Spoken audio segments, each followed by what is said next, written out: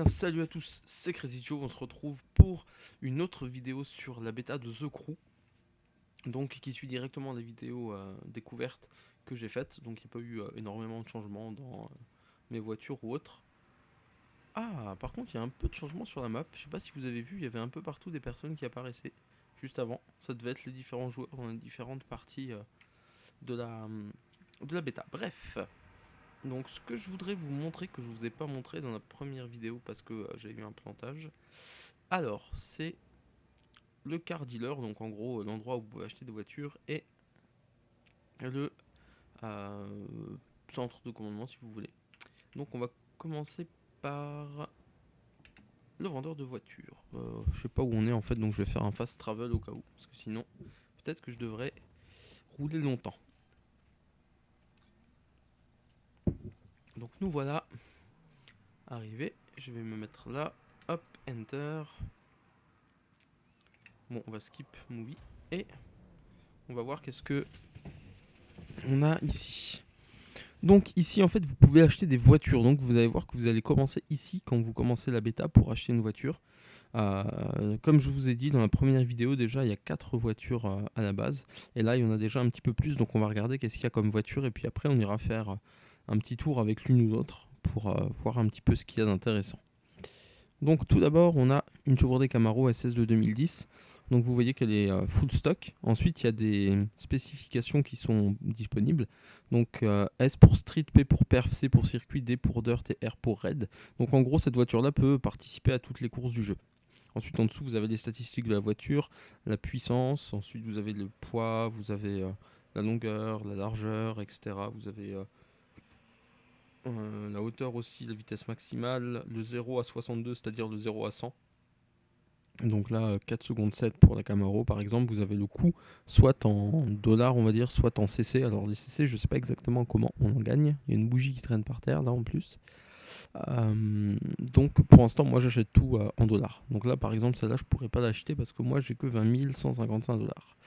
Donc on a la Camaro SS de 2010, on a la Challenger SRT8, alors je crois que dans la première vidéo j'avais dit une chargeur, donc ça a été une Challenger et pas une chargeur, donc avec laquelle vous pouvez aussi participer à toutes les courses. Donc ces deux-là, elles sont disponibles dès le début. Celle-là aussi, qui est une Nissan 370Z, est aussi disponible dès le début. Ensuite là on a une Chrysler 300 SRT8. Ça devrait plaire à Pascal et Dominique s'ils regardent cette vidéo. Ensuite, vous avez la Ford Mustang GT 2011 qui est donc celle que je possède. La Volkswagen Golf GTI qui peut faire que du street. Et la Chevrolet Impala Sport Sedan 1967. Et je crois pour terminer, la Shelby GT500. Donc là, on est à 8 sur 10. Donc visiblement, ce garage, quand on va continuer de monter dans les niveaux, devrait pouvoir accueillir encore 2 voitures de plus. Donc, faudrait qu'on aille faire un petit tour avec une quand même pour découvrir. Allez. Non, je veux pas acheter la voiture, je veux faire un test drive pour voir ce qu'elle vaut.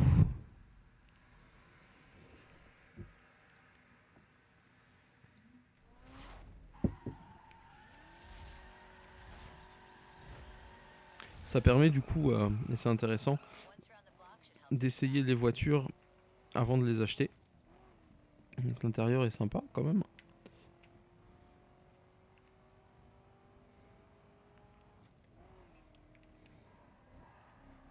Ouh, c'est un peu lourd pour le dérapage. Bon, en même temps, quand on voit la bête, je trouve que l'intérieur des voitures est vraiment sympa. Ouais, il faut vraiment y aller pour la faire tourner. Je vais essayer d'utiliser en plus le frein à main. Ouais, avec le frein à main, c'est mieux quand même. Là, je la faisais juste freiner et tourner en même temps.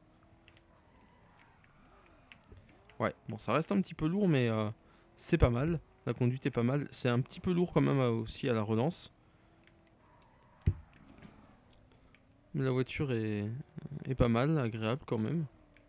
Après, c'est difficile de juger. Quand il n'y a pas d'autres voitures. L'extérieur est plutôt sympa. C'est vrai c'est vraiment une belle voiture. Je pense que je la préférerais sans doute en noir, avec d'autres jantes et tout ça. Mais c'est parce que je suis pas très friand des voitures blanches. Sauf peut-être une petite Porsche blanche ou quelque chose comme ça, là ça va. Mais en général, je préfère les voitures noires. Ouais, c'est pas évident de la faire déraper, de la faire repartir vite.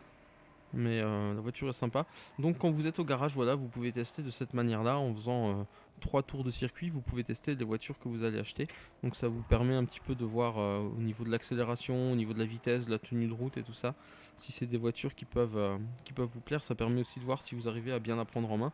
Parce que bon, vous pouvez être tenté de prendre une voiture qui a une meilleure pointe de vitesse, mais peut-être que vous aurez un meilleur ressenti et qu'une voiture avec une pointe de vitesse un peu moins haute, mais que vous arriverez mieux à maîtriser. Du coup, vaut mieux avoir une voiture que vous maîtrisez mieux, pardon, même si elle est peut-être un petit peu moins rapide en vitesse de pointe. Vous pouvez voir sur la gauche de l'écran, c'est quelque chose que j'ai pas expliqué la dernière fois, en dessous de mes temps autour, il y a donc mon icône, il y a mon numéro de niveau, il y a mon pseudo et il y a une barre verte en dessous. En fait, la barre verte, c'est la barre qui montre les dégâts de la voiture. Donc là, je vais voir si je peux genre foncer dans quelque chose pour abîmer la voiture. Donc je vais essayer de foncer là-bas dans un mur. Bah, vous avez vu la première barre verte, elle est un tout petit peu euh, moins remplie qu'avant. C'est parce que j'ai foncé dans quelque chose. Alors j'aimerais vraiment le faire dans quelque chose où ce soit vraiment très visible. Bon, là je pense que c'est peut-être un petit peu trop visible. Non voilà, ça va encore, la voiture roule. Donc vous voyez que là j'ai perdu une barre verte en entier. Donc en fait ça c'est super important parce que quand vous allez avoir des missions où vous allez devoir livrer une voiture sans l'abîmer, c'est très important de faire attention à ce taux-là et de voir si justement votre voiture est plus ou moins abîmée. Donc c'est un bon indicateur et c'est intéressant de noter qu'il est là. Donc voilà pour la Dodge Challenger. Non, qu'est-ce que je raconte? La Chrysler. Alors, on va peut-être essayer, je sais pas, qu'est-ce qu'on pourrait essayer d'autre? Pour rigoler un petit peu, on va essayer la GTI.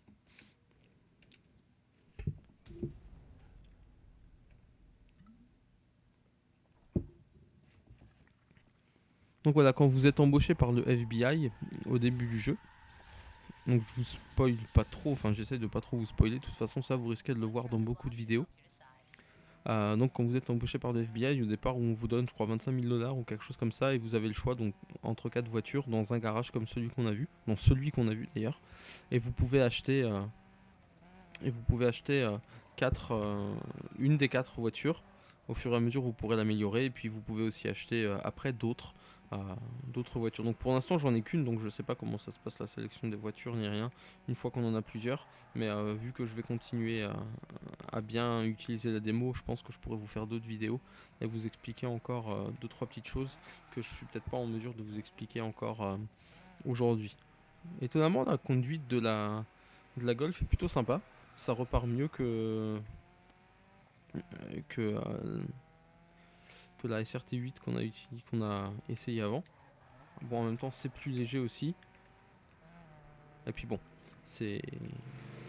Voilà, c'est pas la. Oh là là. Eh ben voilà. J'ai voulu tellement couper court que j'ai pris le mur.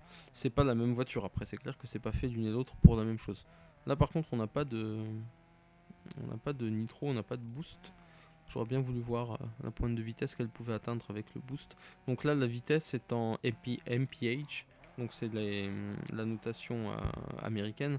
Mais bien sûr, dans le jeu final, ce sera en français. Donc là, tout est effectivement en anglais, mais tout sera en français dans le jeu final. Ça, faut pas vous en faire, il faut pas vous inquiéter. Il n'y aura pas de difficulté. Euh, pour ce qui est des graphismes, j'espère, comme je vous le disais dans d'autres vidéos, qui seront optimisées parce que là c'est parfois un petit peu décevant, je trouve quand même, surtout l'effet d'aliasing quand vous êtes en mission et puis les éléments qui apparaissent dans la profondeur un peu à la dernière minute.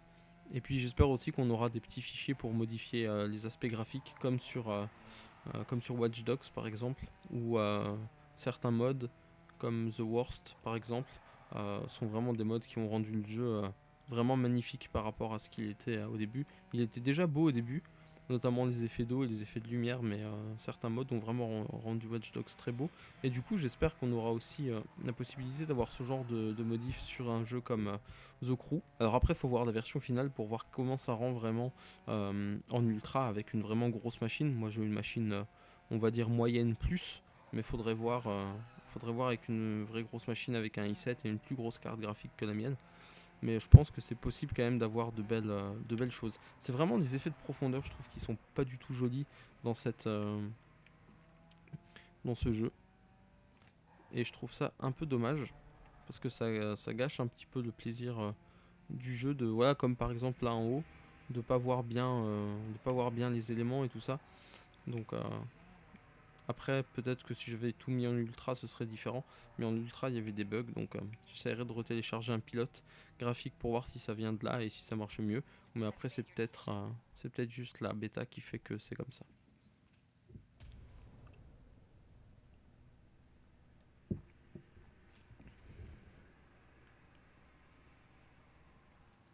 Donc voilà pour ce qui est du garage. Donc là, je sais plus pour le garage si c'est un garage avec un quelconque niveau. Mais en tout cas, il y a plus de voitures déjà que ce qu'il y avait lorsque j'ai commencé le jeu. Ah bah là, par exemple, ils ont changé la Chrysler, ils ont mis en noir, c'est plus joli, je trouve. Ouais, donc là, je sais plus si c'est un garage où les niveaux augmentent aussi dans les garages ou pas. Euh, mais ce qui est sûr, c'est que quand vous allez commencer le jeu, vous aurez cette voiture-là qui vous sera proposée, cette voiture, celle-ci et celle-ci. Donc vous aurez quand même du choix dans des bonnes voitures. Et puis après, vous pourrez les customiser dans, le, dans les ateliers qui sont prévus à cet effet. Donc là, on va quitter le garage. Donc j'espère que ça vous aura quand même intéressé cette vidéo. J'espère que ça vous aura plu que j'essaye une ou l'autre des voitures. Alors après, si vous voulez que j'en essaye encore une autre dans une vidéo ou quelque chose, n'hésitez pas à demander. 81 000 quand même, elle coûte la Volkswagen GTI, bah dites donc. Alors que la Chrysler 300 SRT8 coûte 22 500. Ouais, je sais pas comment sont calculés les coûts, mais voilà, ils sont... Ouais, ça me paraît cher un peu, mais bon. Voilà, faut croire que ça doit être des voitures entre guillemets de base qui ont toutes le même prix et puis qu'ensuite les prix changent. 225 000 par exemple pour la Impala Sport Sedan 1967 et 279 000 pour la Shelby GT500. Donc effectivement, il va falloir gagner quelques courses les amis avant de pouvoir se les payer. Voilà, voilà. Donc j'espère que la vidéo vous aura plu. Quand j'aurai découvert d'autres garages, je vous montrerai peut-être les autres voitures qu'on peut avoir. Et puis je vous montrerai encore les autres améliorations qu'on peut amener sur nos voitures quand on trouve des ateliers un peu plus perfectionnés que l'atelier level 1 que j'ai présenté dans ma première vidéo. Voilà. Donc je vais tout de suite enchaîner sur une autre vidéo pour présenter le quartier général et ses fonctions. J'espère que la vidéo vous a plu, amusez-vous bien et si vous avez le jeu, n'hésitez pas à poser vos questions et à partager aussi vos vidéos pour que chacun puisse profiter de ce que vous faites et de ce que vous découvrez dans le jeu. Voilà, amusez-vous bien, roulez bien, soyez prudents et à bientôt tout le monde. Ciao.